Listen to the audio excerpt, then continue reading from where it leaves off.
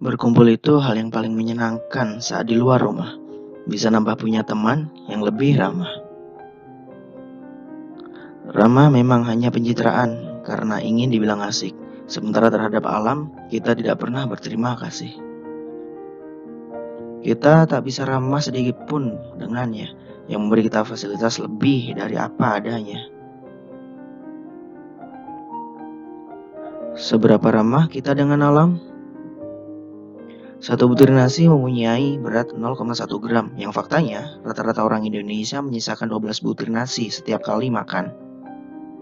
Normalnya kita makan 3 kali sehari. Kalau dijumlah, kita menyisakan 3,6 gram nasi di piring kita dalam sehari. Dan kita punya lebih dari 260 juta penduduk di Indonesia. Kita bulatkan saja menjadi 230 juta penduduk di Nusantara. Itu sudah dikurangi penduduk miskin yang tak mungkin menyisakan nasi di piring mereka, dan orang-orang yang sadar akan ramah dengan alam. Jadi Indonesia setiap harinya membuang nasi sebanyak 828 juta gram, sama dengan 828 ton nasi.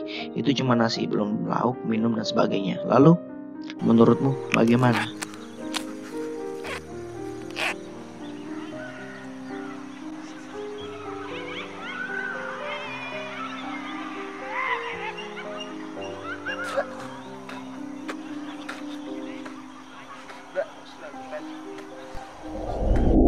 شو عم تعمل عمو؟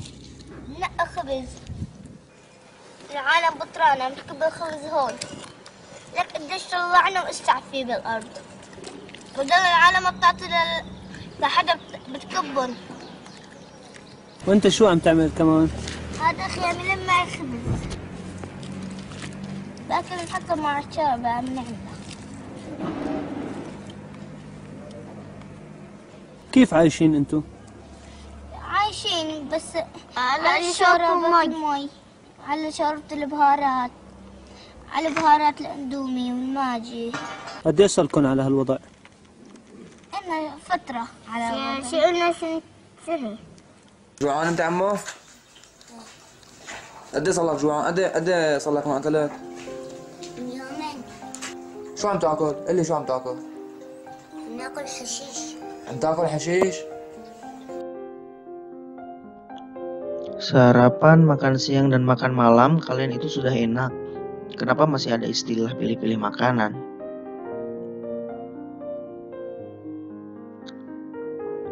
Beli makanan yang berlebihan dan tidak mau dihabiskan hanya untuk pamer ke teman, aku bukan orang yang kelaparan. في أكل عنا عم نموت من الجوع. من يومين دخت وقعت ولا تحت من قلة الجوع. ما في أكل، ما عم نمرق. عم ناكل حشيش، عم نمنم حشيش، ما في أكل، ما في عنا شيء. عم ناكل لا شفت الخبز الخربان بالأرض عم نشيله ناكله. أغنى دولة بالعالم عم ناكل خبز معفن من على المزابل. Kita yang orang biasa saja udah banyak gaya, ketahuan kalau pilih-pilih untuk menghargai hal-hal di sekitar kita. Bisa seenaknya kalau kita sudah tenar, sampai berpikir lifestyle itu adalah hal yang paling benar. Bukan bermaksud mengutarakan dengan berlebihan, tapi dengan membuang sedikit makanan itu sudah termasuk hinaan dan kejahatan. Di hari paling spesial dari kalian pun yang identik dengan makanan berjibun, kita harap kalian masih paham dengan menyisakan makanan berarti kejahatan.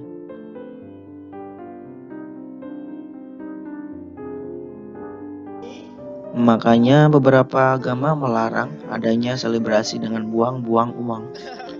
Rasanya kata perkemanusiaan itu hal suci untuk pamer di depan manusia, cuma ada di mulut dan di caption saja.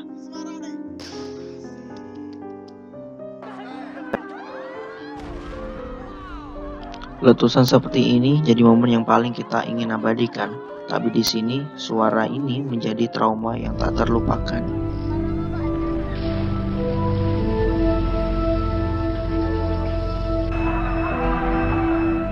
فيك شيء؟ اطلع من هنا، احنا قعدتنا غلط. وين دكتور نروح؟ وين نروح؟ عارف لازم ناخذ الارض دكتور. لازم نضل ماكلين واقف.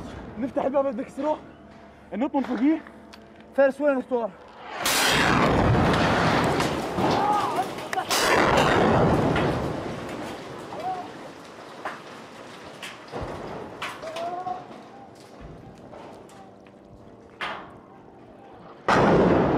Mirip vlog ya.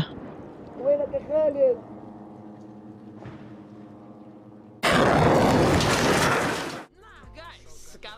Memang vlogging itu menyenangkan sekali, cocok dengan tipikal orang Indonesia yang suka kepo urusan orang lain. Terkadang sampai terobsesi dan lupa kalau dia di dunia sudah punya peran sendiri. Mereka bilang menonton ini supaya ikut terinspirasi, padahal ada banyak hal yang bisa lebih menginspirasi dan menyentuh hati. Dia Rania dari Syria. Singkat cerita, kotanya telah benar-benar dihancurkan oleh kelompok radikal. Dia bertemu wartawan yang memberinya kamera untuk vlog pertamanya. Tempatnya sudah hampir tidak ada fasilitas, makanan, dan pelayanan.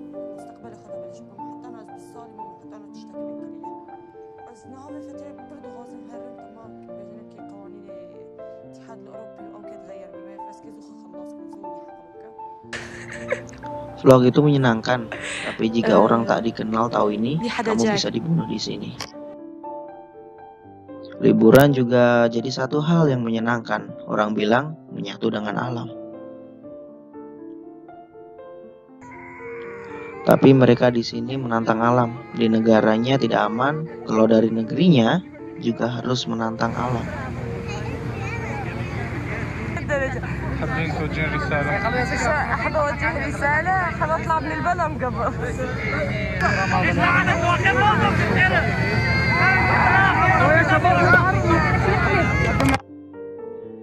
Sebenarnya banyak hal yang kita bisa bantu buat mereka. Mengetahui negara kita banyak lulusan sarjana. Orang tua bisa habis puluhan sampai ratusan juta biar anaknya pintar. Tapi kenapa jadi sok pintar? Hanya karena negara menaikkan harga minyak Rp2.000, malah pemerintah yang rutin dilawan. Kita makin tahu saja mana yang beneran pintar, mana yang sok pintar. Katanya ingin Indonesia maju, tapi mereka kembalikan ke zaman barbar. Ya Tuhan, saya malu belajar di satu tempat dengan orang bodoh yang cuma berani lempar batu untuk merusak fasilitas kita di jalan.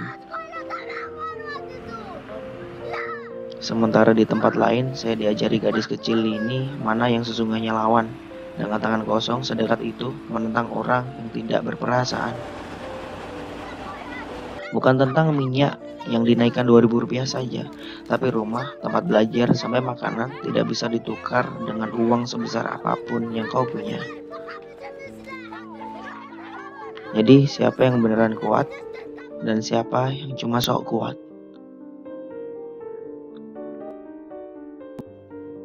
Rasanya aku cuma dikelilingi kumpulan sampah hidup. Tapi memang kita lagi di sekumpulan sampah memang. Selain perilaku merusak yang pantas dibuang, hanya ingin mempermudah membawa barang saja, kita rela merusak dunia yang indah dulunya. Paham kan kalau plastik itu sekali pakai dan digolongkan material yang abadi? Sangat tidak mungkin menyimpan plastik di rumah kalian. Pastilah kalian buang dan menumpuk. Yang akhirnya terbawa air saat hujan, melewati sungai, sampailah ke laut, tempat sumber makanan yang paling bernutrisi. Karena kita tidak merasakan dampaknya, kita merasa biasa. Nyatanya, dengan hanya membuang sampah, kita bisa menyiksa, bahkan membunuh.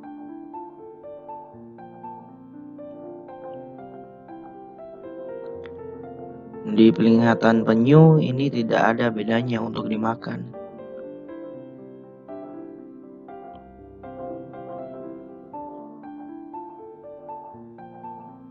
Jutaan hewan juga turut memakannya. Lapar itu sudah jadi naluri mereka. Hewan itu tidak mempunyai tangan jari yang sempurna seperti yang tercipta di manusia. Sebagai yang berakal, kita sudah harusnya sadar dampaknya sudah menjalar.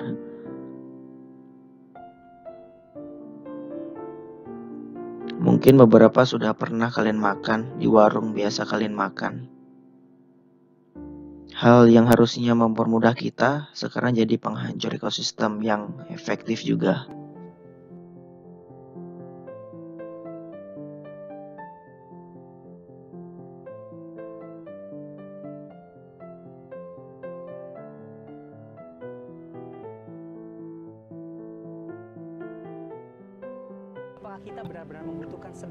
Apakah kita benar-benar membutuhkan sedotan atau plastik lainnya yang padahal akan jadi pemburuk situasi tempat kita? Cara satu-satunya untuk mengurai pemakaian kantong dan sedotan plastik adalah dengan tidak memakainya, karena plastik sudah menjadi kelompok sampah terbesar di dunia. It's a freaking straw. Don't fucking tell me it's a freaking straw. So this is the reason why we do not need plastic straws. Oh man. Plastik telah menjadi kelompok sampah pertama di negara manapun dan telah merugikan banyak hal. Dan yang menduduki kelompok sampah kedua di Indonesia adalah puntung rokok, yang efek di dalamnya lebih parah dari plastik karena mengandung zat berbahaya. Kalau udah habis ya, saya belum membawa, terus saya izin, kalau mati. Dan sejelas apapun pendidikan para perokok aktif, rata-rata seperti ini cara membuang puntung rokok. Kalau udah habis ya, saya belum membawa, terus saya izin, kalau mati. Biasanya aku buang di jalan sih. Ya udah kebiasaan aja dari dulu pertama kali ngerokok. Nggak tahu sih, cuma biasanya kan puntungnya mati, jadi nggak apa-apa. Kalau semisal para perokok aktif lagi berkumpul bareng di warung kopi, merokok berjamaah dan tiba-tiba teroris datang bawa bom, meledak di situ, gue yakin tuh teroris masuk surga. Perusak alam harus dibasmi dari akar keteknya. Dan dengan mudahnya kita bisa menemukan puntuk sebanyak ini dalam satu jalan. Di sisi lain, pencemaran seperti itu belum pernah diseimbangi dengan penjagaan alam.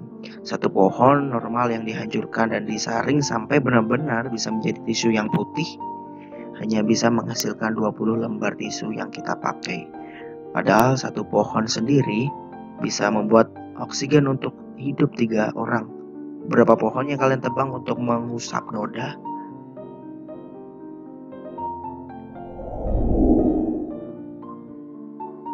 Dunia sudah diciptakan sangat indah dan damai oleh Tuhan, walaupun berbeda status, agama, ras, dan kekayaan. Seharusnya keberhasilan malah membuat orang semakin turun lebih rendah hati, bukan meninggi-ninggikan diri sendiri.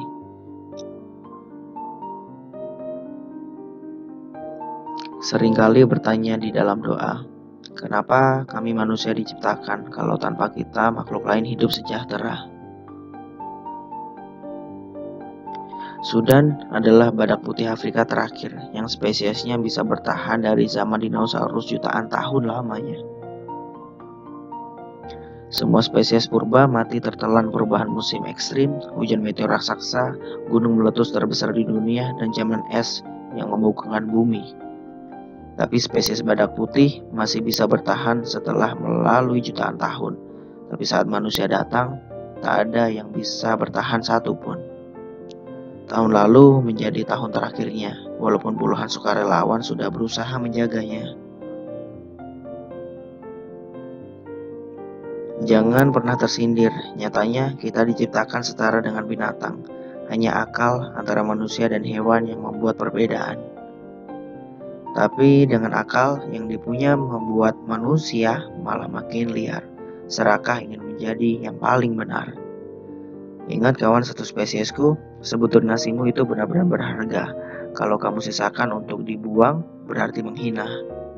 Plastik yang kita ciptakan itu membunuh spesies lain yang harusnya seimbang, tapi malah seenaknya kita pakai dan langsung dibuang. Tisu bisa diganti sapu tangan, agar pohon tak makin menipis, karena satu pohon butuh tumbuh 6 tahunan. Spesies yang lain terbunuh pelan-pelan dan kawan satu spesies kita di negara lain sedang kelaparan. Hal kecil yang kalian lakukan akan sangat berharga untuk dunia yang seimbang, seperti mengumpulkan emas Dari sebiji bisa jadi 24 karat satu batang.